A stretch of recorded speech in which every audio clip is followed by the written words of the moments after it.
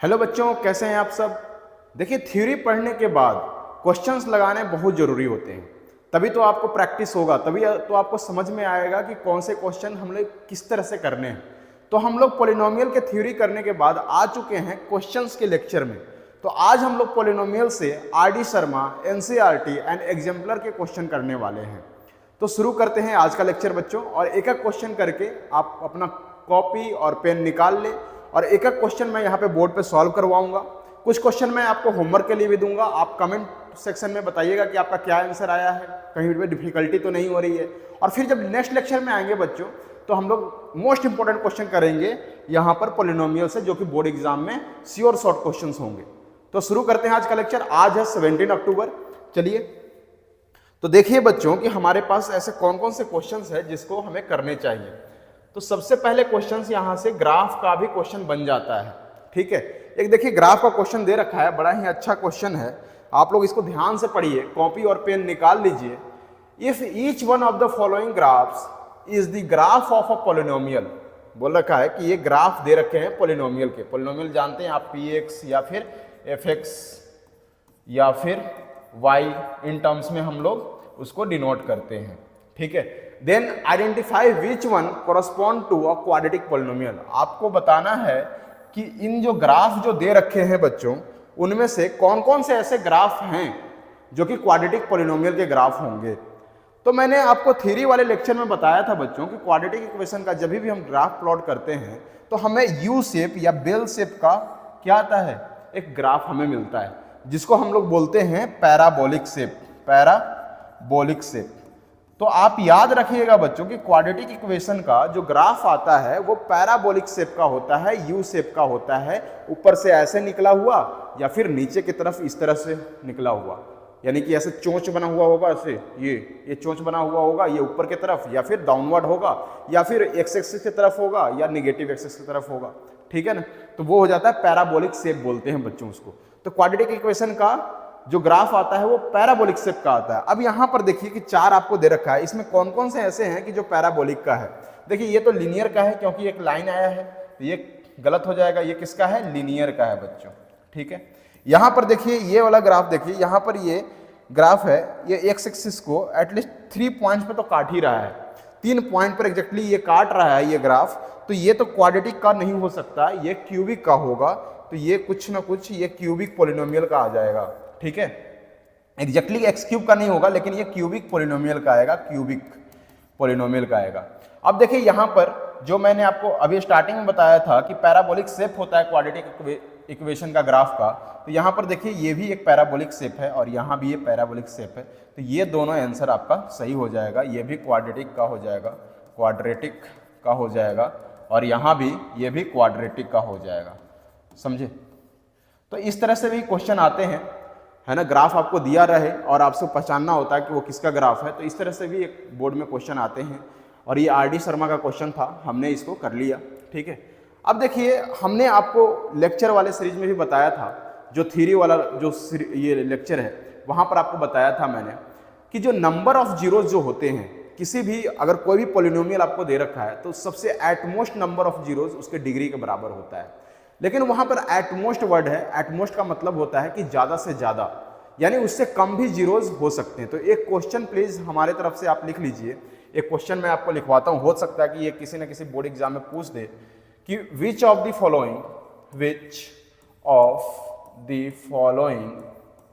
Following MCQs बना रहा हूं मैं, which of the following can not be number of zeros of a quadratic polynomial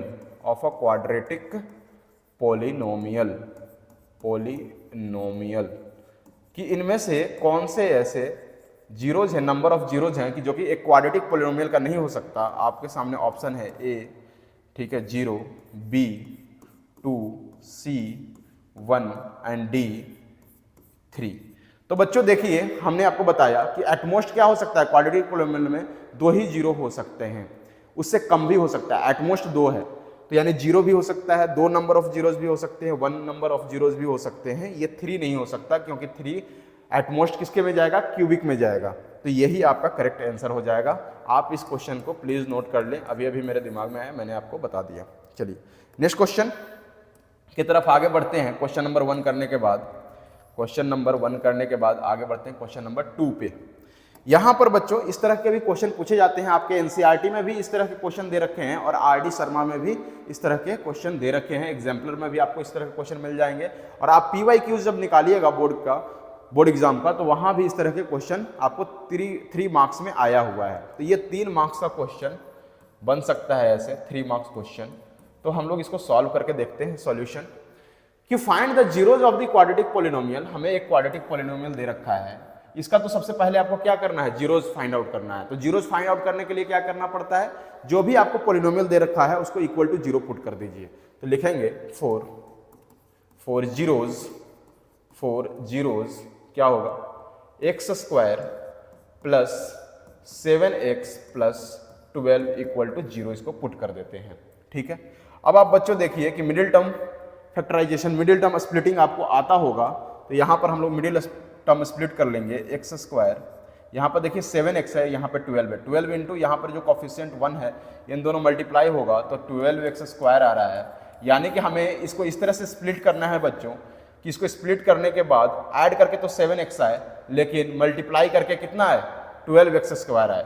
add या subtract करके 7 आए, लेकिन मल्टीप्लाई करके 12x² आए। ऐसा क्या हो सकता है कि ऐड करके हमें 7 आए और मल्टीप्लाई करके 12 आए, तो ये हो जाएगा बच्चों 4x प्लस 3x। इस तरह से आपको सोच लेना होता है यहाँ पे, इक्वल टू 12 इक्वल टू 0। ठीक है, प्लस 12 इक्वल टू 0। यहाँ से बच्चों हम लोग इन दोनों से x कॉमन ले लेंगे तो x प्लस 4 हो जाएगा, और यहाँ से बच्चों x प्लस 3 हमने कॉमन ले लिया, x प्लस 4 हो गया इक्वल टू 0। यहाँ से बच्चों आपको पता चल गया होगा कि x प्लस अगर 4 आप लोग कॉमन ले लोगे तो यहाँ पर x बच रहा है और यहाँ पे 3 बच रहा है, ये इक्वल टू 0 हो गया। सो हम लोग यहाँ पर x की 2 वैल्यू आ गई, x इक्वल टू -4 और -3 are zeros of given polynomial. ये आपका हाफ ऑफ द क्वेश्चन खत्म हो गया। हाफ ऑफ द क्वेश्चन में यही बोला था कि आपको इसका जीरोज निकालना है। उसके बाद आपको बोला है कि verify the relation between the zeros and the coefficient. तो अब वेरिफिकेशन देख लेते हैं, वेरिफिकेशन। तो हम लोग सबसे पहले जानते हैं सम ऑफ जीरोज इक्वल टू क्या होता है बच्चों, यहाँ पर जो जीरोज आए हैं उसको आप ऐड कर दीजिएगा प्लस -3, तो ये आ जाएगा -4 -3 इक्वल टू -7। ये आपका सम ऑफ द जीरोज आ गया। अब यहाँ पर फ्रॉम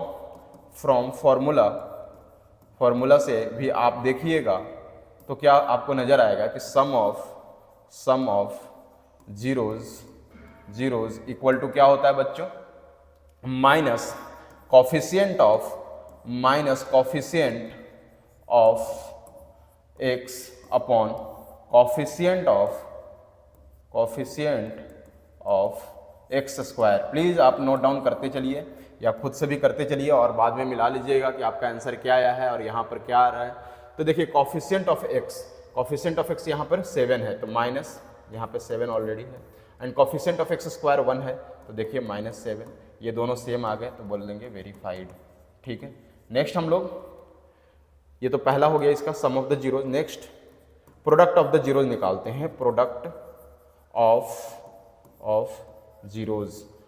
जीरोज क्या हो जाएगा बच्चों, यहाँ पर देखिए हमारे पास यही जीरोज आए थे, -4 एंड -3, तो -4 इंटू -3 कर देंगे, माइनस माइनस प्लस हो जाता है जब मल्टीप्लाई होता है, तो ये 12 आ गया।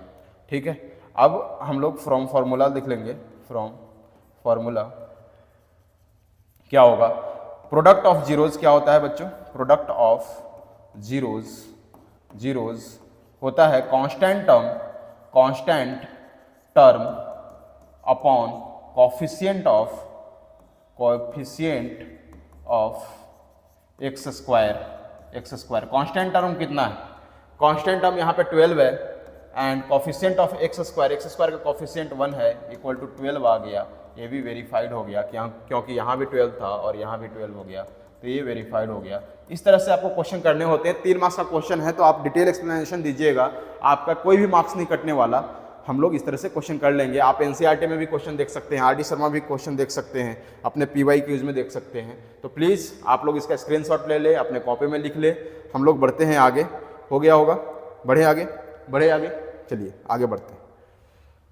नेक्स्ट क्वेश्चन नंबर 3 इसी पर है, इसी पर बेस्ड है। चलिए मैं ये भी करवाऊंगा आपको, क्योंकि यहाँ पे फ्रैक्शन में मैंने दे दिया है। अच्छा, यहाँ पर एक गलती सुधार लीजिएगा आप लोग कि यहाँ पर +12 नहीं है, -2 है। तो हमारे पास गिवन पोलिनोमियल है बच्चों, गिवन पोलिनोमियल क्या है हमारे पास? इसको मान लेते हैं हम लोग px equal to x² + 1/6x -2 है ना। ये तो गलत दे रखा था, यहाँ पे -2 होगा, आप लोग इसको चेक कर लीजिएगा। ठीक है, अब हम लोग को क्या करना है, इसका जीरोज निकालना है। तो फिर वो इसी तरह से करेंगे, 4 जीरोज क्या हो जाएगा, x² + 1/6x -2 equal to 0 put कर लेना है हमें। ठीक है, अब हम लोग क्या करते हैं, ये पूरे इक्वेशन को हम लोग 6 से मल्टीप्लाई कर देते हैं बच्चों, 6 से मल्टीप्लाई कर देते हैं। इधर भी LHS भी और RHS भी 6 से यहाँ पे मल्टीप्लाई करेंगे तो 6x²। ठीक है, यहाँ पर करेंगे तो +x और यहाँ करेंगे तो -12 इक्वल टू 0 आ गया। ठीक है, -12 इक्वल टू 0 आ गया।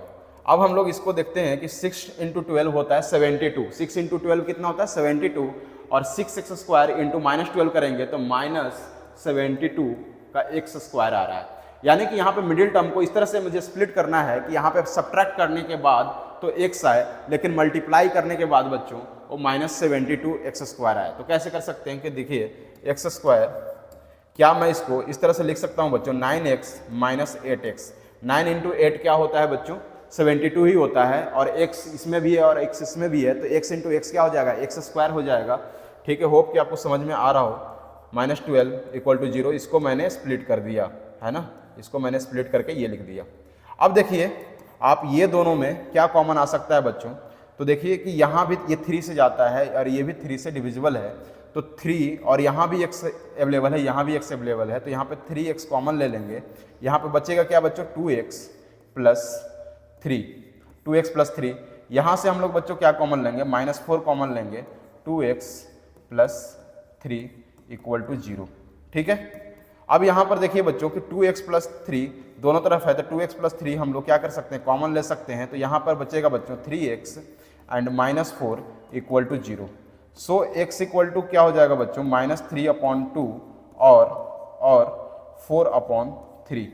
ये आ गया, दो वैल्यू आ गया x की दो वैल्यू आ चुके हैं, -3/2 और 4/3, ये दो वैल्यू आ गया है। अब हम लोग क्या करते हैं कि ये हमारे पास 0 आ गया,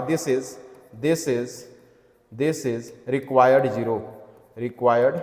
जीरोज। ठीक है, आगे बढ़ते हैं बच्चों कि ये हमारे पास जीरोज आ गया। अब हम लोग वेरीफाई करते हैं, वेरिफिकेशन। अब यहाँ पर देखिए कि वेरीफाई हम लोग कैसे करेंगे। तो अगेन वही चीज़ कि सम of zeros,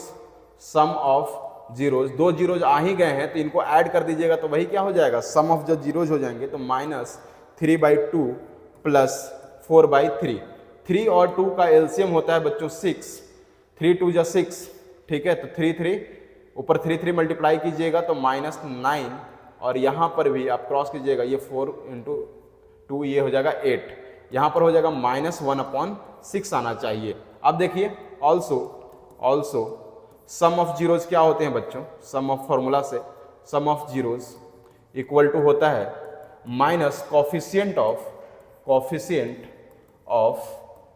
x upon coefficient of x²। जब भी मैथ्स कीजिए तो आप लोग अपने मन में इस तरह से बोल के कीजिए ताकि कोई भी चीज़ गलत ना हो। माइनस कोफिशिएंट ऑफ x कितना दे रखा है, ये देखिए पोलिनोमियल था हमारा, कोफिशिएंट ऑफ x है 1/6, तो 1/6 यहाँ पे पुट कर लेंगे। एंड कोफिशिएंट ऑफ x² देखिए बच्चों यहाँ पर 1 है, तो यहाँ पर 1 किया हमने, इसको आप इवेल्युएट कीजिएगा, 1 से डिवाइड कीजिएगा तो -1/6 ही आया, ये दोनों बराबर आ गया, ये हो गया हमारे पास वेरीफाइड। ठीक है, नेक्स्ट हम लोग प्रोडक्ट ऑफ द जीरोज लिखते हैं बच्चों, प्रोडक्ट ऑफ जीरोज। ठीक है, प्रोडक्ट ऑफ जीरोज में आप देखिए बच्चों क्या है कि हमारे पास ये दो जीरो आए हैं, -3/2 इंटू 4/3। देखिए 3 से ये 3 कैंसिल हो जाएगा, ऊपर कट जाएगा, ऊपर नीचे हम लोग डिवाइड कर सकते हैं, एंड 2 से ये 2 टाइम्स में चला गया, -2 आ गया। अब देखिए हम लोग फॉर्मूला से देखते हैं कि ऑल्सो ये क्या होता है, कांस्टेंट टर्म अपॉन कोफिशिएंट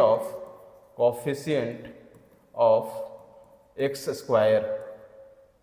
तो देखिए कांस्टेंट टर्म यहाँ पर क्या दे रखा है, -2 दे रखा है, and coefficient of x square बच्चों 1 दे रखा है। अगेन ये -2 आ गया, ये भी वेरीफाइड हो गया। तो दो क्वेश्चन आपको मैंने इस तरह से करवाए हैं, और ये दोनों क्वेश्चन होप कि आपको समझ में आया हो, और इसी तरह से क्वेश्चन करना है, यही मेथड है इसको सॉल्व करने का बच्चों। तो प्लीज़ ये मेथड आप लोग सीख लीजिए और अपने कॉपी पे लिख लीजिए, ठीक है। आगे हम लोग बढ़ते हैं नेक्स्ट क्वेश्चन की तरफ, और नेक्स्ट क्वेश्चन आपको अपने घर से करना है, अपने खुद से करना है, और कमेंट बॉक्स में आपको जवाब देना है कि क्या ये क्वेश्चन आपसे हो चुका है। ये एनसीईआरटी का ही क्वेश्चन है। देखिए इस क्वेश्चन को, find the zeros of the quadratic polynomial 4u² + 8u and verify the relationship between the zeros and the coefficient. देखिए बच्चों यहाँ पर ना अगर आपको दिक्कत हो रहा हो तो मैं थोड़ा सा जल्दी इसको बता देता हूँ कि हमारे पास यही दे रखा है, तो इसको जीरोज फाइंड करने के लिए जीरो पुट करेंगे। यहाँ पर हम लोग क्या कर लेंगे बच्चों, u कॉमन ले लेंगे। यहाँ पर हम लोग क्या कर सकते हैं, 4u कॉमन ले सकते हैं, इनफैक्ट 4u कॉमन ले सकते हैं, इनफैक्ट 4u अगर हम कॉमन ले लेते हैं बच्चों तो यहाँ बचता है u, और प्लस यहाँ हो जाता है 2 बचेगा इक्वल टू 0। यहाँ से हम लोग क्या बोल सकते हैं, 4u इक्वल टू 0 और u + 2 इक्वल टू 0। तो यहाँ से u इक्वल टू क्या हो जाएगा बच्चों, 0 या और u इक्वल टू -2 आ गया। तो यहाँ भी आपको दो जीरोज आपको मिल रहे हैं, ठीक है। प्रोडक्ट कर लीजिएगा। अब यहाँ पर सम वन प्रोडक्ट करके, यहाँ पर देखिए कांस्टेंट टर्म नहीं है तो कांस्टेंट टर्म 0 हो जाएगा, ठीक है। इसीलिए यहाँ पे प्रोडक्ट देखिए, प्रोडक्ट ऑफ जीरोज क्या हो रहे हैं बच्चों, प्रोडक्ट ऑफ जीरोज क्या हो रहे हैं कि 0 इंटू -2 ये 0 हो रहा है। यहाँ भी कांस्टेंट टर्म 0 है तो कांस्टेंट टर्म को ऊपर रखेंगे और कोफिशिएंट ऑफ एक्स स्क्वायर को नीचे रखेंगे, तो वो क्या हो जाएगा, डिवाइड होकर 0 हो जाएगा। तो ये जिस तरह से मेथड बताया है उसी तरह से कर लीजिएगा। जीरोज मैंने फाइंड आउट कर लिया है, और आप लोग एक बार कमेंट बॉक्स में दिखाइए, बताइए कि आपके यहाँ पे वेरीफाई हुआ कि नहीं हुआ। नेक्स्ट क्वेश्चन ये भी आप लोग घर से कीजिएगा, ठीक है। ये भी आपके होमवर्क के लिए, आप लोग जल्दी से लिख लीजिए या स्क्रीनशॉट ले लीजिए प्लीज़, ठीक है। ये क्वेश्चन है ना, ज़्यादा कुछ नहीं है। आप देखिए कि यहाँ पे कांस्टेंट टर्म और इसको अगर मल्टीप्लाई करते हैं तो कितना आता है, 4 2 या 8 एंड 8 इंटू 3 24 आ जाता है। अब आपको 5x को इस तरह से स्प्लिट करना है कि वो 24 आए, तो आप लोग इसको लिख सकते हैं बच्चों 8x - 3x। इसको 5x को स्प्लिट कर लीजिएगा और जीरोज निकालिए, जीरोज निकाल के फिर रिलेशन को वेरीफाई कर दीजिए। नेक्स्ट क्वेश्चन की तरफ बढ़ते हैं। ये सेम टाइप के ही क्वेश्चंस थे, इसलिए मैंने इसको आपके लिए छोड़ दिया, 2 क्वेश्चन मैंने बताया आपको। अब नेक्स्ट करते हैं, देखिए ये भी उसी तरह का क्वेश्चन है, लेकिन मैं समझता हूँ कि शायद कोई बच्चे इसको देखकर घबरा जाए कि अरे यार ये क्या एक्सप्रेशन लिख रखा है, और इसका जीरोज फाइंड करने में हिचकिचाएं। लेकिन मैं बताता हूँ कि ये बहुत ही इजी एक्सप्रेशन है, ये आसानी से ये जीरोज फाइंड आउट हो जाएंगे, ठीक है। बस आपको अपने अंदर विल आने की जरूरत है कि हम इसको कर सकते हैं, we can do it, we can achieve it, ठीक है। तो देखिए 4 जीरोज क्या करते हैं, 4 जीरोज जो पोलिनोमियल होता है उसको हम fx इक्वल टू 0 पुट करेंगे। यहाँ पर हमें दे रखा, क्या दे रखा है, ab² plus b² minus ac into x minus bc equal to 0। हम लोग क्या करते हैं बच्चों कि ये abx² हो गया, ठीक है। यहाँ से मैं ब्रैकेट ओपन करूंगा तो b² माइनस ac आ जाएगा, आएगा कि नहीं, माइनस bc, ठीक है। ये देखिए ऑलरेडी ये आपको मिडिल टर्म स्प्लिट करके दे ही रखा है, तो यहाँ पर आपको ज़्यादा कुछ करने की जरूरत ही नहीं थी। आप लोग खामखा घबरा रहे थे, तो घबराइए नहीं, हर एक क्वेश्चन इजी रूप से होगा, ठीक है। बस पेन और पेन कॉपी निकाल लीजिए, ठीक है, और करते चलिए मेरे साथ। अब यहाँ पर देखिए बच्चों, ये दोनों में अगर मैं कॉमन लेना चाहूँ तो यहाँ भी b है, यहाँ भी b है, यहाँ भी x है, यहाँ भी x है, तो क्या मैं यहाँ पे bx कॉमन ले सकता हूँ। bx कॉमन हो गया बच्चों, तो यहाँ पर क्या बचेगा, a इंटू एक्स बचेगा, और यहाँ पर एक b ले लिया है, यहाँ पे b का स्क्वायर था तो एक b बचेगा, यहाँ पे x ही x था और x ले लिया तो यहाँ पर सिर्फ b बचेगा। फिर यहाँ से बच्चों क्या कॉमन आ सकता है, देखिए a और x तो ऑलरेडी है, तो यहाँ पे -c कॉमन आ जाएगा, ax plus b equal to 0, ठीक है। अब यहाँ से बच्चों देखिए कि ax प्लस बी हम कॉमन ले लेते हैं तो यहाँ पे बचेगा क्या, B X minus C equal to 0। So बच्चों एक्स इक्वल टू क्या हो जाएगा, माइनस बी अपॉन ए, और ठीक है, और सी अपॉन बी। तो ये हमारे पास दो जीरोज आ गए। These are required zeros. जब भी आपको एक आंसर आए ना बच्चों, तो उसको आप बॉक्स में डाल दीजिए। बोर्ड में बहुत इफेक्टिव होता है, टीचर को पता चल जाता है कि हाँ यहाँ पर आंसर है, तो वो जैसे ही देखेगा आंसर पर, तो बाकी चीज़ें उतनी मायने नहीं रख पाती है ना। स्टेप तो वो देखते ही हैं, लेकिन आपको आंसर देखेंगे तो उनको एक अलग प्रभाव पड़ता है कि इस बच्चे ने सही किया होगा। बहुत सारी कॉपियाँ होती हैं बोर्ड एग्जाम में चेक करने के लिए, तो बहुत फास्ट चेकिंग होती है। नेक्स्ट आगे बढ़ते हैं बच्चों कि ये हमारे पास जीरोज आ गए। अब इसका करते हैं है ना वेरिफिकेशन। ठीक है, वेरिफिकेशन में पहला सम ऑफ जीरोज देखते हैं बच्चों कि हमारे पास ये आ गया है, तो माइनस बी अपॉन ए करेंगे प्लस सी अपॉन ए। ठीक है, सॉरी सी अपॉन बी है। अब देखिए ए और बी का हम लोग एलसीएम निकाल लेंगे तो ए बी हो गया। ठीक है, ए ऑलरेडी यहाँ पर है, बी नहीं है, तो ऊपर माइनस बी स्क्वायर आ जाएगा, प्लस बी ऑलरेडी है यहाँ पर, बी ऑलरेडी है, ए नहीं है, तो ये ए सी हो गया बच्चों। तो ये आ गया सम। एंड फ्रॉम फॉर्मूला है ना, या फिर ऑल्सो करके आप लिख सकते हैं। क्या होता है, sum of zeros equal to वही चीज अभी हम लोग जो करते हैं, minus coefficient of x upon coefficient of x square. ठीक है, माइनस कर लिया हमने। कोफिशिएंट ऑफ एक्स क्या दे रखा है बच्चों, तो बी स्क्वायर माइनस ए सी है ना, upon coefficient of x square, यहाँ पर ए बी दे रखा है। ठीक है, ये माइनस जाकर अंदर मल्टीप्लाई होगा तो ये माइनस बी स्क्वायर बना देगा, और minus minus plus A C, तो A C minus B square upon A B. Hope कि यही चीज़ दे रखा है ऊपर। ठीक है, यही चीज़ दे रखा है। इसको थोड़ा सा मैं ऐसे लिख देता हूँ, minus B square plus A C upon A B. ठीक है, तो देखिए दोनों सेम दे रखा है, यानी कि ये वेरीफाइड हो चुका है, ठीक है, आगे हम लोग बढ़ते हैं बच्चों, और यहाँ पे प्रोडक्ट ऑफ जीरोज। ठीक है, इसको भी वेरीफाई करना था। तो प्रोडक्ट ऑफ जीरोज में आप लोग देख लीजिए कि हमारे पास जो दे रखा है, minus B by A into C by B. ठीक है, तो यहाँ से बच्चों क्या आ जा रहा है आपके पास, ये बी कैंसिल हो जाएगा और माइनस सी अपॉन ए आ रहा है। ठीक है, ऑल्सो प्रोडक्ट ऑफ जीरो क्या होता है, product of zeros equal to constant term upon coefficient of x square. Constant term यहाँ पे क्या दे रखा है बच्चों, minus B C upon coefficient of x square क्या दे रखा है, ए बी। ठीक है, यहाँ पर देखिए कि बी कैंसिल हो जाएगा और ये आ गया आपके पास माइनस सी अपॉन ए, यहाँ भी माइनस सी अपॉन ए, यहाँ भी माइनस सी अपॉन ए, यानी कि ये भी वेरीफाइड हो चुका है, वेरीफाइड हो गया है। ठीक है, तो ये भी हमारा इस तरह के क्वेश्चन आते हैं, इस तरह के ये टाइप के लास्ट क्वेश्चन था। अब हम लोग देखेंगे अल्फा बीटा वाले क्वेश्चन कि आपको जीरोज दे रखे हैं कि अल्फा और बीटा है, और उसके जो भी एक्सप्रेशन दे रखा है उसका वैल्यू निकालना है। तो नेक्स्ट क्वेश्चन की तरफ बढ़ते हैं, सेट ऑफ क्वेश्चन की तरफ आगे बढ़ते हैं। ठीक है बच्चों, हम लोग प्रैक्टिस कर रहे हैं, कोई बात नहीं अगर वीडियो लंबा भी हो तो। चलिए देखिए, if alpha and beta are zeros of the quadratic polynomial this, ये आपको एक क्वाड्रेटिक पोलिनोमियल दे रखा है और बोल रखा है कि इसका अल्फा एंड बीटा जीरोज है, then find the value of, ये पहला दे रखा है, ये दूसरा दे रखा है। ठीक है, देखेंगे कि गिवन पोलिनोमियल हमारे पास क्या है बच्चों, गिवन पोलिनोमियल देखिए कि आपके पास क्या दे रखा है, पोलिनोमियल, गिवन पोलिनोमियल आपके पास दे रखा है x square minus P x plus Q. ठीक है, फोर जीरोज क्या करते हैं बच्चों, अभी हमने देखा था, फोर जीरोज इसको हम लोग जीरो के बराबर पुट करते हैं, plus Q equal to zero put करते हैं। ठीक है, अगर हम ऐसा करेंगे तो हमारे पास अल्फा और बीटा की एग्जैक्ट वैल्यू आएगी, लेकिन आप देख रहे हैं कि यहाँ पर कोई भी सब वेरिएबल में है, पी भी वेरिएबल में है, क्यू भी वेरिएबल में है, तो यहाँ पर exact value of alpha and beta या फिर इनके जीरोज निकालना मुश्किल है थोड़ा। तो हम लोग क्या करेंगे कि हम लोग sum of the zeros and product of the zeros को इस्तेमाल करेंगे, क्योंकि हमें तो निकालना है अल्टीमेट इसकी वैल्यू निकालनी है, ठीक है। तो हम लोग लिखते हैं बच्चों कि सम ऑफ जीरोज क्या हो जाएगा, सम ऑफ जीरोज क्या हो जाएगा, ये अल्फा प्लस बीटा होगा, क्योंकि अल्फा और बीटा ही क्या है, इसके जीरोज दे रखे हैं, देखिए आपको यहां पर दे रखा है। And sum of the zeros आपको पता है कि क्या होता है, माइनस कॉफिशिएंट ऑफ एक्स। तो coefficient of X minus coefficient of X क्या दे रखा है, माइनस पी दे रखा है।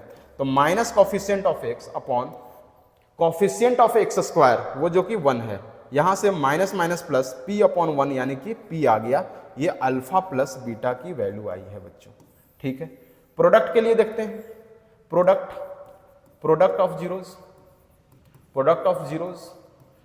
जीरोज क्या होगा, यहां अल्फा और बीटा दे रखा था, अल्फा इंटू बीटा, और होता क्या है, constant term upon divided by constant term upon coefficient of x square. अभी हम लोग यही क्वेश्चन करते आ रहे हैं, तो क्यू अपॉन 1 हो गया, so alpha into beta equal to Q हो गया। अब ये दोनों वैल्यू आ जाने के बाद ये दोनों वैल्यू आसानी से निकलेंगे। सबसे पहले बार फर्स्ट हमारे पास क्या दे रखा है, alpha square plus beta square. देखिए ये हमेशा याद रखिएगा बच्चों ऐसे एक्सप्रेशंस, कि आपको इसके बराबर होता क्या है कि अल्फा प्लस बीटा का whole square minus 2 alpha beta. इस एक्सप्रेशन को आप याद रख लीजिए, क्योंकि देखिए a प्लस बी का होल स्क्वायर आपको पता होगा, a square plus b square plus 2ab। तो जो प्लस 2ab है उसी को हमने क्या कर दिया, यहाँ पे माइनस कर दिया, तो alpha square plus beta square ये आ जाएगा अल्टीमेट, ठीक है। आप अगर करके देखना चाहते हैं तो मैं दिखा सकता हूं कि अल्फा प्लस बीटा का होल स्क्वायर हो जाता है alpha square plus beta square plus 2 alpha beta, और इसी में माइनस 2 अल्फा बीटा हमने कर दिया, ये खत्म हो गया, तो बचा तो यही ना, यानी इस चीज को मैं इस तरह से लिख सकता हूं, ठीक है। ऐसा क्यों लिखा, क्योंकि हमें सम और प्रोडक्ट हमारे पास है, हमारे पास सम और प्रोडक्ट है। तो देखिए यहाँ पे सम आ गया, यहाँ पे प्रोडक्ट आ गया, इसका इस्तेमाल कर लूंगा। तो अल्फा प्लस बीटा कितना आया है, पी आया है, तो पी का square minus 2 alpha into beta कितना आया, क्यू आया है, क्यू, यही आपका आंसर हो गया, ये आपका आंसर आ गया। नेक्स्ट आपको क्या करना है, सेकंड वाला सॉल्व करते हैं। 1 upon alpha plus 1 upon beta है बच्चों, तो यहाँ पर देखिए इन दोनों का एलसीएम ले लेंगे, अल्फा इंटू बीटा, अगेन ये प्रोडक्ट ऑफ द जीरोज में आ गया, और यहाँ पे बीटा प्लस अल्फा, इसको हम लोग alpha plus beta upon alpha into beta लिख सकते हैं। अल्फा प्लस बीटा ऑलरेडी निकाल चुके हैं, पी है, एंड अल्फा इंटू बीटा भी निकाल चुके हैं, क्यू है, तो यही आपका आंसर आ गया बच्चों। यानी कि ये दोनों एक्सप्रेशन का हम लोग आसानी से सॉल्व कर चुके हैं, इसकी वैल्यू निकाल चुके हैं, ठीक है। Then find the values of आ गया, यही आपके 2 आंसर हो गए, आपको फुल मार्क्स मिलेंगे, ठीक है। ऐसे क्वेश्चंस आते हैं बोर्ड एग्जाम में, और बच्चों को डिफिकल्ट लगता है, इसलिए मैंने ये क्वेश्चन लिया है यहाँ पे, ठीक है बच्चों। आगे बढ़ते हैं एंड नेक्स्ट क्वेश्चन की तरफ आगे बढ़ रहे हैं हम लोग। नेक्स्ट क्वेश्चन भी उसी टाइप का है, यहाँ पर देखिए क्या दे रखा है, इसके एक क्वेश्चन मैं करके दिखाऊंगा। देखिए इस तरह का क्वेश्चन कर ही चुके हैं हम लोग, ठीक है। एक मैं यहाँ पे क्यूबिक वाला क्वेश्चन ले लूंगा, और फिर आप लोग बाकी अपने घर पे ट्राई कीजिएगा। देखिए, if alpha and beta are zeros of the quadratic polynomial ax square plus bx plus c, then find the values of, इतने सारे दे रखे हैं, इसमें से एक मैं निकाल के दिखाता हूं कि इसकी कैसे वैल्यू निकालेंगे। देखिए आपको यहाँ पर ax square plus bx plus c दे रखा है, ये आपका गिवन पोलिनोमियल है, गिवन पोलिनोमियल। यहां से आप अल्फा प्लस बीटा निकाल सकते हैं। सम ऑफ द जीरोस क्या होगा, minus B minus coefficient of X, तो माइनस कॉफिशिएंट ऑफ एक्स यहाँ पर क्या है, माइनस कॉफिशिएंट ऑफ एक्स यहाँ पर बी है, upon coefficient of x square a हो गया, तो यानी माइनस बी अपॉन ए आ गया। ये अल्फा प्लस बीटा की वैल्यू आपको आ चुका है, सम ऑफ जीरोज की वैल्यू आ चुका है माइनस बी अपॉन ए, ये alpha plus beta. Again product of the zeros, तो अल्फा इंटू बीटा क्या होता है बच्चों, कांस्टेंट टर्म क्या है, सी है ना यहाँ पर, and coefficient of x square क्या है, ए है, तो ए आ गया, ये भी आप वैल्यू निकाल चुके हैं। अब हमें जब ये करना है क्वेश्चन नंबर यहाँ पर अल्फा क्यूब, ये क्वेश्चन नंबर 3 हो गया, एंड ये इसमें 4th हो गया, तो alpha cube plus beta cube. अब इसको कैसे करेंगे बच्चों, तो आपको पता होगा कि अल्फा प्लस बीटा का होल क्यूब होता है बच्चों, क्या होता है, alpha cube plus beta cube plus 3 alpha beta into alpha plus beta, इसी को इस्तेमाल करेंगे हम लोग। हमें तो सिर्फ ये चाहिए, तो इसको बाकी को इधर लेकर आइए, यानी कि हम लोग बोल सकते हैं कि alpha cube plus beta cube को हमेशा आप लोग अल्फा प्लस बीटा का whole cube minus 3 alpha plus beta आप लोग लिख सकते हैं, क्योंकि ये सब प्रोडक्ट और सम तो हमें पता ही है, ठीक है। तो इसका यूज कर लेंगे। यहाँ पर देखिए अल्फा प्लस बीटा आपको कितना है, माइनस बी अपॉन ए, तो माइनस बी अपॉन ए का whole cube minus 3 alpha into beta आपके पास है सी अपॉन ए, तो इंटू सी अपॉन ए हो जाएगा। और यहाँ पर alpha plus beta minus b upon a already है, ये चीज़ कर लेंगे। इसको थोड़ा सा आप सॉल्व करके, है ना, सिंप्लीफाई करके लिख सकते हैं। ये माइनस बी का क्यूब अपॉन ए का क्यूब आ गया माइनस, ठीक है, 3 माइनस माइनस प्लस हो जाएगा, प्लस 3bc अपॉन ए स्क्वायर। यहाँ से बच्चों अगर आप एलसीएम लेंगे तो यहाँ पर ए क्यूब एलसीएम आएगा, और यहाँ पर माइनस बी क्यूब का बी क्यूब भी रहेगा, प्लस, ठीक है। यहाँ पर देखिए एक ए की कमी है, तो एक ए ऊपर जाके मल्टीप्लाई हो जाएगा 3abc। तो यही आपका आंसर आ गया, ये alpha cube plus beta cube आ गया बच्चों, यही आंसर आ गया। बाकी के क्वेश्चन आप लोग एक बार ट्राई कीजिए। देखिए यहाँ पर alpha cube plus beta cube है, तो अल्फा क्यूब और बीटा क्यूब आप एलसीएम ले लीजिएगा, अल्फा और बीटा का ये क्यूब आपका एलसीएम आ जाएगा, और यहाँ पर अल्फा ये बीटा क्यूब और प्लस अल्फा क्यूब आ जाएगा, ठीक है, जो कि हम लोग वैल्यू निकाल चुके हैं। यहाँ पे पुट कर दीजिएगा, और अल्फा इंटू बीटा का तो वैल्यू आपको पहले से पता है, उसको पुट करके सिंप्लीफाई कर दीजिएगा, आपके आंसर्स बड़े ही इत्मीनान से आएंगे, ठीक है। तो इस तरह के क्वेश्चन भी हमने कर लिया है बच्चों। अब नेक्स्ट क्वेश्चन की तरफ आगे बढ़ते हैं, और इसी टाइप का एक और क्वेश्चन देख लेते हैं। क्वेश्चन नंबर 9 की तरफ आ जाते हैं हम लोग।